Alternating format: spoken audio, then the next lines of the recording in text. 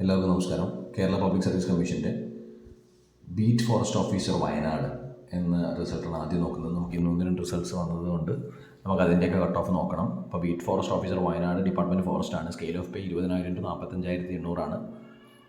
ഈ eligibility list എന്ന് പറയുന്നത് it contains register number of candidates who are found provisionally eligible to appear for the category wise common mains examination plus two level എക്സാമിൻ്റെ മെയിൻസിന് qualify ചെയ്യുന്ന ലിസ്റ്റാണിത്. Beat forest officer Wayanad.